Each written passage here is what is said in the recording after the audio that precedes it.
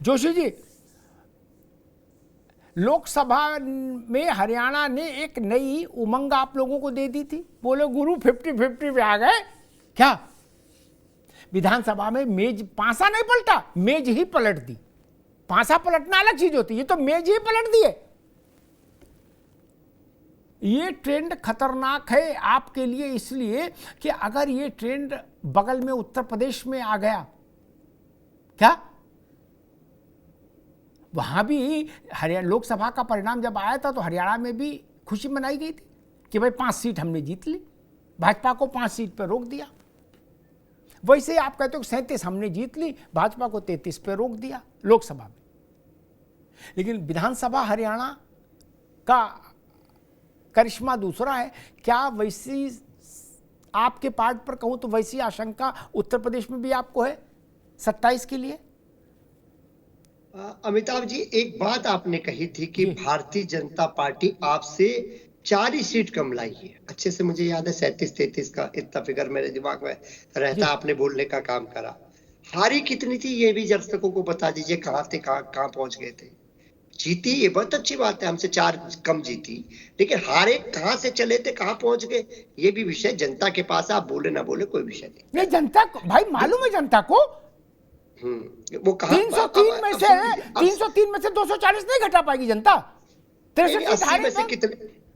80 में से कितने आ गए थे उत्तर प्रदेश में, वो मतलब अच्छा ये जानना चाहते। अच्छा ये ठीक, तो 80 में से 33 घटा दो महाराज, इसमें कौन सी संकोच है? कोई नई बहू है घूंघट में रहेगी? वो जनता भी समझती है। अरे जनता बौरी थोड़ी ना है भैया जोशी जी। अरे अमिताभ जी, आपने उसको सरल कर दिया कि आपसे केवल 4 ही कम रहे। आपने आसान हार बता दिया, जबकि कहां से कहां आ गए। अच्छा आप ये कह रहे हो कि बड़ी हार बताओ, जो बता दे रहे 80 में से 33 जीती कुल। ठीक, अब ठीक जी, अब मैं विषय आता हूं। देखिए, राजनीति में या परिवार होता है, उसमें बड़े भाई की जिम्मेदारी होती है कि वो छोटे भाई की चिंता करे और सहयोग ले। अगर परिवार में भी अगर छोटे भाई का सहयोग या उसका ध्यान, चिंता नहीं करी जाती तो अच्छा परिवार नहीं चल पाता। यही राजनीति में होता है। हरियाणा में कांग्रेस बड़े भाई की भूमिका में है और हम छोटे भाई की भूमिका में थे, और उत्तर प्रदेश में बहुत बड़े भाई की भूमिका में है। तो इतना ही समझदार को इशारा काफी, इतना ही सारी बातें। ठीक। उत्तर प्रदेश में बड़े भाई, ये जोशी जी का की सज्जनता, उन्हें बड़े भाई का वो ताऊ भी कह सकते थे। अब सपा और कांग्रेस में इतना अंतर है उत्तर प्रदेश में, वो ये भी कह सकते थे कि हम ताऊ की भूमिका में है, उसमें भी कोई दिक्कत नहीं होती। रोहित अग्रवाल, एक छोटी सी टिप्पणी। हरियाणा में लोकसभा का ट्रेंड विधानसभा में 360 डिग्री पर घूम गया, ये स्थिति उत्तर प्रदेश में भी बन सकती है क्या? देखिए, उत्तर प्रदेश की तो स्थिति बिल्कुल साफ है अमिताभ जी। 2027 छोड़िए, 2047 में भी एनडीए गठबंधन जीतने जा रहा है यहाँ पे, क्योंकि जो स्थिति मैंने अभी तक आपको डिबेट के अंदर बताई है, मतलब यहाँ इनकी कोई चुनौती है ही नहीं समाजवादी पार्टी की। आज स्थिति देखिए, समाजवादी पार्टी के जो प्रवक्ता बैठे हैं वो चिमटे से कांग्रेस को छूने को तैयार नहीं है। वो किसी भी तरीके से नहीं कहने को तैयार है कि भैया हमारा इनका कहीं किसी तरीके का गठबंधन है, कोई मेल है, कोई जोल है। और मैं आपको बता दूं कि अगर यही दशा रही, अभी अगर ये उपचुनाव हुए तो उपचुनाव के अंदर इनका गठबंधन तार तार होते हुए आपको दिखाई पड़ेगा, क्योंकि समाजवादी पार्टी जानती है कि उत्तर प्रदेश के अंदर वो कांग्रेस को ढो रही है और कांग्रेस उसको कहीं भी ढोने को तैयार नहीं है। समाजवादी पार्टी की इच्छा है कि वो राष्ट्रीय दल बने, प्रदेश के बाहर निकले। अखिलेश यादव जी खुद प्रेस कॉन्फ्रेंस में कह चुके हैं, इसलिए वो बार बार कांग्रेस को ढो रही है कि शायद अब की वो कुछ दे दें। राजस्थान, वो मध्य प्रदेश में वो बेइज्जती करा के चले आए, रात को 1 बजे तक उनके दरवाजे बैठ के चले आए, कुछ नहीं मिला। हरियाणा में बेइज्जती करा के चले आए, बता दिया कि साहब समाजवादी पार्टी की यहाँ कोई हैसियत नहीं है। और अब महाराष्ट्र में भी वो अपनी बेइज्जती कराने के बाद अब वो उत्तर प्रदेश के अंदर इनको चिमटे से भी नहीं छुएंगे। और इनको आप देखिए कि क्या दुर्दशा होने जा रही है। खैर, दुर्दशा तो पहले से है कांग्रेस की। 2 विधायक इनके कुल उत्तर प्रदेश के अंदर जीत के आए हैं, और 5 उपचुनाव के अंदर सीटें मांग रही है कांग्रेस पार्टी। तो कहां तक समाजवादी पार्टी इनको ढोएगी? तो स्थितियां बिल्कुल साफ हैं कि ना तो इन लोगों के ये जनता के साथ हैं, ना ये अपने गठबंधन सहयोगियों के साथ हैं, और ना, और एक बात और एक आपके डिबेट में आई कि जो है सब सुबह से पत्रकार विश्लेषण कर रहे थे कि कांग्रेस जीतेगी। असल में कोई भी पत्रकार ने विश्लेषण नहीं किया कि कांग्रेस जीतेगी। जो इनके पेड पत्रकार हैं, मैं बिल्कुल क्लियर कट कह रहा हूं, जो पेड कार्यकर्ता हैं, जो पत्रकार का लेबल लगा के पत्रकार को बदनाम करने का काम करते हैं, सिर्फ वो ढोल पीट रहे थे कि कांग्रेस जीतेगी। इसके अलावा जितने भी अच्छे पत्रकार थे वो सब कह रहे थे कि अंडर करंट है। ठीक है रोहित, कहीं ना कहीं भारतीय जनता पार्टी रिपीट करने जा रही है। प्रशांत, वही सवाल आपसे कि लोकसभा का परिणाम दूसरी दिशा में था हरियाणा में, विधानसभा का बिल्कुल दूसरी दिशा में आया। उत्तर प्रदेश में भी कुल लगभग ऐसी स्थिति थी। 33 सीटें आपके पास आई, 37 उन सपा के पास गई, 6 कांग्रेस के पास गई। क्या वो जैसा समीकरण आपने वहां बनाया हरियाणा में, वैसी स्थिति उत्तर प्रदेश में बन सकती है? उसकी वानगी हम लोगों को, एक छोटी वानगी तो बाई इलेक्शन में दिख जाएगी। प्रशांत पटेल जी, निश्चित तौर पर अमिताभ जी, मैंने जैसे पहले कहा कि लोकसभा चुनाव में जो हमसे कुछ गलतियां हुई उसको हमने हरियाणा में रेक्टिफाई किया, उत्तर प्रदेश में भी ठीक कर रहे हैं, आगे भी ठीक करेंगे। और उत्तर प्रदेश की अमिताभ जी आप डेली खबरें देखते होंगे, जिन जिन जिलों में समाजवादी पार्टी जीती है वहां पे गुंडागर्दी बढ़ गई है। जिन जिन जिलों में समाजवादी पार्टी कांग्रेस के प्रत्याशी जीते हैं वहां पे मुसलमानों का उपद्रव बढ़ गया है। इतनी कड़ी कार्रवाई के बावजूद ये लोग बिल्कुल खुलेआम धमकियां दे रहे हैं, आपराधिक गतिविधियों में सारे इनके लोग शामिल आ रहे हैं। जनता को भी सबक मिल गया होगा, जनता ने भी अगर हमें सबक सिखाने के लिए वोट दिया था, तो उनको भी गलती का एहसास हो रहा होगा। ये लोगों को भले हमने वोट दे दिया, पर आज स्वयं इनके डिबेट में, मैं कई सारी डिबेट में देखता हूँ, समाजवादी पार्टी प्रवक्ता खुलेआम हम लोगों को धमकी देते हैं कि 2027 हमारी सरकार आएगी, तुमको देख लेंगे। एक चैनल में एक रात्रि बड़े एंकर को कह दिया कि मेरी सरकार होगी, इनके सुनील यादव साजन ने, कि मेरी सरकार होगी, तुम कहीं चैनल से उठा लेंगे मुकदमा करा के। ये समाजवादी पार्टी जो धमकी गुंडागर्दी दे रही है, यही ये लोग कांग्रेस के हुड्डा के लोग हरियाणा में कर रहे थे। तो जनता को समझ में आ रहा है, और ये इनको अभी बाई इलेक्शन में भी परिणाम चल जाएगा, 27 में पता चल जाएगा। कई चीजें कई बार जनता जो करती है हम उसको सिरोधार करते हैं। हो सकता है हमें जनता ने थोड़ा सबक दिया है, हम उसको जनता को धन्यवाद देते हैं कि थोड़ा सा हमें सबक दे दिया, हमने उन चीजों को ठीक कर लिया है, और आगे जो परिणाम जैसे हरियाणा के तो उत्तर प्रदेश में आएंगे। कांग्रेस ने एक बात कही कि फला भी कह रहे थे कांग्रेस आएगी, ढिका भी कह रहे थे कांग्रेस आएगी, बहुत सारे लोग कह रहे थे कांग्रेस आएगी, इसलिए मेरा केस बनता कि हमको आना चाहिए था। ये तर्क ठीक नहीं। मान ली सारे पत्रकार कहें, मैं तो खुद पत्रकार हूं, मगर वो सारे पत्रकार कह दे, तो भी ऐसा नहीं कि सत्ता सौंप दी जाएगी आपको। किसी पार्टी के लिए सारे पत्रकार का अनुमान गलत हो जाएगा, नहीं ये जीत रहे, तो क्या बिना चुनाव के उनको सरकार का दे दे ऑफर, क्या वो शपथ लो? नहीं ना। सारे एग्जिट पोल कहें विवेक जी, इससे क्या फर्क पड़ता है? पोल क्या कह रहा है महत्वपूर्ण ये है, एग्जिट फैग्जिट क्या होता है, जनादेश क्या कह रहा है। आप वो बात बता रहे हैं कि वकील साहब कह रहे थे हम ही जीतेंगे। अरे वकील साहब के कहने से क्या है भाई, जज साहब ने क्या लिखा वो पढ़ो, फैसला वो होगा, जज वकील करेगा फैसला। वकील तो आपसे पैसा ले रहा है, तो यही कहेगा विवेक जी चिंता ना करो आप ही जीतोगे क्या, और हार जाने के बाद कंधे पे हाथ रखे कहेगा डोंट वरी अभी सुप्रीम कोर्ट में अपील करेंगे। लेकिन यहां तो अपील भी नहीं है, जनता की अदालत में जो फैसला हो गया 5 साल तक उसी को गले में बांधकर घूमना है। यही लोकतंत्र है, यही लोकशाही है। कुछ चीजें कई बार आत्मविश्लेषण करना चाहिए।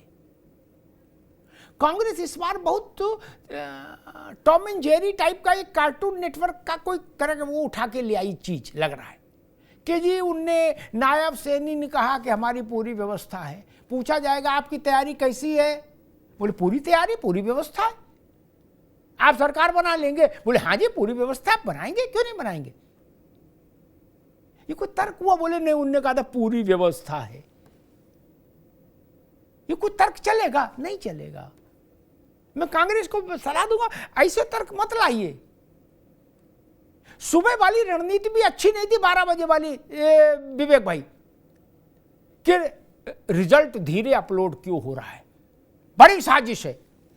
मैंने कांग्रेस के मित्र से कहा कि धीरे हो रहा है तो मान लो परिणाम आने में थोड़ा 2 घंटे के बजाय 3 घंटा लग जाएगा, परिणाम कैसे बदल जाएगा सो हमको बताओ। नहीं ना, आपने 1 आध घंटे खेलने की कोशिश की, लेकिन वो गेंद वहीं घूमती रही, आगे गई नहीं। क्या ये तरीका खतरनाक है। देश के हर उस जनादेश को लांछित करना जिसमें आप नहीं जीतो, ये तरीका खतरनाक है। अमेठी और रायबरेली में पवित्र चुनाव हुआ और गोरखपुर में गलत चुनाव हुआ। ऐसी ऐसी मनोवृत्ति रखेंगे आप? बोले 37 सीटें जहां सपा जीती, बोले वहां पवित्रतम चुनाव हुआ है। अब बोले जहां 33 भाजपा जीती, बोले कंडम चुनाव हुआ है। ये किसी बात से बोले? कोई बच्चा भी इस पे यकीन करेगा क्या? तब तो एक लाइन में ये कह दो कि भाई हम उसी चुनाव को पवित्र मानेंगे जिसमें हम जीतेंगे, बाकी हमसे लेने देना नहीं। तो सीधे एक ही बार में कह दो, लाइन क्लियर करो। जोशी जी, जो जनता आपको जिताती है वही जनता भाजपा को भी जिताती है, और जो भाजपा को जिताती है वही जनता सपा को भी जिताती है। इसलिए हर विजय का सम्मान होना चाहिए। पराजय आत्मचिंतन का विषय है, थेतराई का विषय थोड़ी ना है कि थेतराई करेंगे। हुड्डा का रथ अलग जा दिशा में, शैलजा का रथ अलग दिशा में, रणदीप सुरजेवाला का अलग दिशा में। विवेक नारायण जी, ऐसे बिखरा बिखरा चुनाव होता है क्या? ये ऐसी व्यवस्था में तो लड़की की शादी नहीं कर सकते आप। ये तो चुनाव था, इतनी बड़ी चीज थी। जिसे देखो वो हाथ मुंह धो के आता था, जहां कैमरा देखता था कहता था मैं भी मुख्यमंत्री बन सकता हूं। क्या आपने कहा राहुल जी यही है, देश में है? मैं इस बहस में नहीं पड़ता देश में है कि विदेश में है, लेकिन नेता को दुख में खड़ा होना चाहिए। कार्यकर्ताओं के मनोबल को, गिरते हुए मनोबल को थामने की जिम्मेदारी है कि नहीं है लीडर की? मैंने अभी तक गांधी परिवार को इस मसले पर नहीं देखा सामने। आना चाहिए था। यहीं से पता लगता है कि आप कितने कमिटेड हैं, कितने प्रतिबद्ध हैं और कितने गंभीर हैं। राजनीति पार्ट टाइम जॉब नहीं है मित्र, यह अंशकालिक पेशा नहीं है। ये 365 दिन 24 घंटा सोते जगते राजनीति को आप जब जीते हैं तब जाके आप नेता होते हैं सफल। कभी कभी मन किया तो राजनीति कर ले, वो दौर चला गया। ऐसे वालों को जनता नहीं मानती कि मंच पे आए ऐसे कर दिया चले गए ना। 5 वर्ष जनता के बीच में है कि नहीं। और मैं कांग्रेस के मित्रों से एक बात यह भी कहूंगा कि इस बात को देखिएगा, हरियाणा का असर महाराष्ट्र और झारखंड में आपकी शक्ति पर पड़ेगा, बार्गेनिंग पर पड़ेगा। झारखंड मुक्ति मोर्चा की आवाज भी बदलेगी, महाराष्ट्र में उद्धव ठाकरे और शरद पवार की आवाज भी बदलेगी हरियाणा के परिणाम के बाद। उद्धव ठाकरे की पार्टी ने संकेत दे भी दिए कांग्रेस को कि अब हमको हल्के में मत लेना, क्योंकि आपका वजन हमने हरियाणा में धर्म कांटा पे तौल लिया। तो एक बार वजन तुल गया तो वो हल्के में लेने की छूट नहीं देंगी ना। अब तो बड़े भाई वाली जो भूमिका है ना, उस पर संकट होगा। और मैं तो हैरान हूं, आप समाजवादी पार्टी को, आम आदमी पार्टी को हरियाणा में साथ क्यों नहीं ले पाए? इसकी जिम्मेदारी भाजपा की होगी क्या? आपको किसी ने रोका था? आप क्यों नहीं साथ ले पाए दोनों को? साथ ले लिए होते तो हो सकता है 2, 4, 5 सीट और आ जाती। कम से कम अलायंस तो दिखता। आपको लगा कि नहीं मैं भारोत्तोलन अकेले कर लूंगा, तो पता लगा जो भार उठाया था वो गिर पड़ा पांव पे, पांव और फूट गया। नहीं, ये विषय कांग्रेस गठबंधन को लेके चल सकती है, ये संदिग्ध हो गया विषय। और कांग्रेस के साथ एक बात हमेशा कही जाती है कि वो गठबंधन को लेके बहुत उदार नहीं रहती। जब जब जिस चीज के साथ गठबंधन हुआ वहां संघर्ष हुआ और फिर कांग्रेस अलग हो गई। हरियाणा का नतीजा ये भी बताता है, डिवाइडेड हाउस से आप जीत नहीं हासिल कर सकते। आप सोचिए, जब मनोहर लाल को हटाकर भाजपा ने नायब सिंह सैनी को वहां पदस्थापित किया था, तो सब लोग कह रहे थे कि कुछ महीनों के बदलाव से कुछ नहीं होने वाला। भाजपा ने यह साबित कर दिया कि नहीं, हम लोकसभा की गलतियों को 4-5 महीने के भीतर दुरुस्त करने की क्षमता रखते हैं। वरना हरियाणा में लोकसभा में भाजपा और कांग्रेस बराबर पर खड़े थे, बराबर पर। आज भाजपा ने अपना पिछली बार के मुकाबले वोट प्रतिशत भी बढ़ाया और सीटें भी बढ़ाई।